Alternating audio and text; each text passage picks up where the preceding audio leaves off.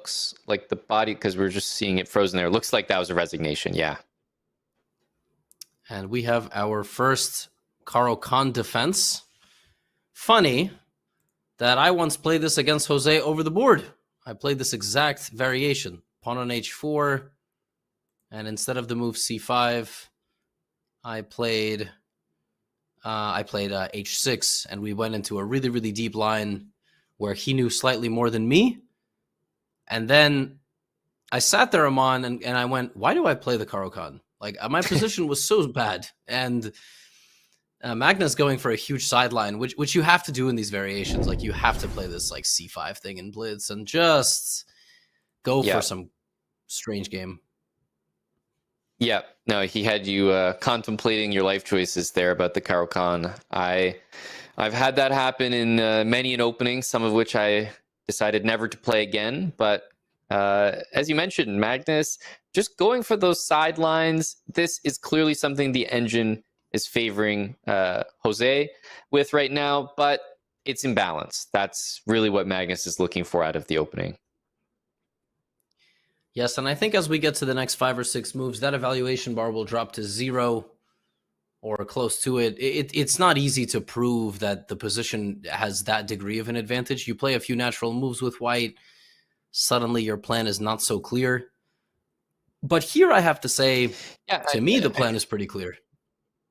Like, I was going to ask what you think of the move or the pawn on h4. And the reason I say that is I feel like I've seen this position without the pawn there. So I'm wondering if the inclusion is actually a good thing. It looks like a very, very strange pawn to just see there. Normally you would say this is ridiculous, right? This is just a misprint of a position. But in the long run, if this knight were to ever move, maybe you would get h5, h6. And modern day computers love this nonsense. We as humans, we don't understand it, but yeah, could be advantageous. Yeah, you're exactly right. H4, you'll always see the engine just randomly suggest for seemingly no reason nowadays. So maybe the extra H4 move is just a huge advantage. Maybe that's why the engine loves white position so much. It's already played. Well, now we get the twin, H4, A4. Jospin playing both modern ideas, although this one not as blessed. I guess he wants to make sure the pawn is sufficiently protected by the stable piece, and then after that, he's going to double. It's a very interesting game. Like, where do you put this bishop? Do you put it here? Okay, no. Ask and you shall get your answer. Bishop e3. The one thing about e3 is you aren't as stable on that square as when maybe the pawn's on h2, just because the g4 square is a little bit weaker, but the idea is obvious. Bring the rook from f1 to b1 and, put some pressure on that pawn. I beg your pardon. Is the idea of this to just lose a center pawn for an a pawn? That's just the idea? Yeah, I think so. Okay. The not so sneaky move. Yeah, so I think so. If Stockfish isn't budging, right? If it's saying it's 0.6, if you don't take this, Black will play f5. So you kind of have to. And now you got to just You got to play against this b7 pawn. That's the only thing you have. That's right. And, at some point, Magnus can assume like a very defensive posture, rook a7, knight d8, these moves to just like completely watch over the pawn. Bishop c5 is loose, but with b7 hanging, I don't know that you want to grab it. I think rook b7 wins for white. That would not be surprising. I wouldn't even be shocked. Like Magnus himself, I've watched him sack rooks before to get a minor piece and a pawn advantage. Sorry, not to advantage, but you get what I'm saying. And then the pawn promotes, and Jospin's going for it. It was not the right move, but it looked really appetizing. And you have the c pawn, you have the knight, you have the safe king. Yep. I don't know. It was very tempting. Completely agree. And let's say the queen moves to d8, e8, as we might expect. I was almost wondering about a strange looking move like, how is bishop g5 instead of knight g5, trying to get the knight recapturing? That looks quite natural. Yeah, he's just going to go king g2. Again, you flip the colors. I take Magnus here with white all day. But yeah, I have to be objective and really remind myself that, you know what, I do think that this is a really correct sacrifice. If the engine is saying equal after your sacrifice, usually that's a good sign. yeah, now it begins a question of like, how does black actually defend? Do you play queen a8 and almost force white to play a move like pawn to c6? Because on that square, it's a little less stable, like rook b4 stuff. Okay, h6. H6 makes a lot of sense. I was a little nervous about some bishop g5, knight g5 moves. Bishop c5 is a little bit more of an idea now, I think, after seeing h6 on the board. So I think that might be something just to take a look at. Yeah. I guess your h6 now invites some bishop takes h6 in the future. So suddenly a little bit extra to think about. Right, because queen g4, setting up bishop h6. Yep. Black can move the king, but black might even lash out with f5, like just not wait. Totally. I think knight e5 is also, for obvious reasons, a great looking move here. Bishop takes c5. Looks like the waters get quite murky. Knight takes f7 or something. Okay. There is c6 appearing. I feel like this is such a committal move. I'm assuming bishop d6, like rook d7 ideas.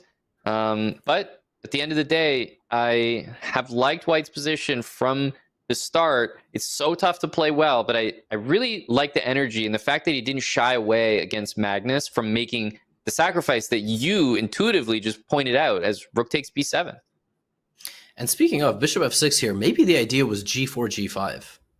Like, wow, you just have to go. I don't know, but again, we're playing with the bar, so having the bar is really nice. So you immediately go for these attacks, but maybe c7, maybe something. Okay, let's get to the position. Rook c4. Magnus is struggling to come up with a defensive concept.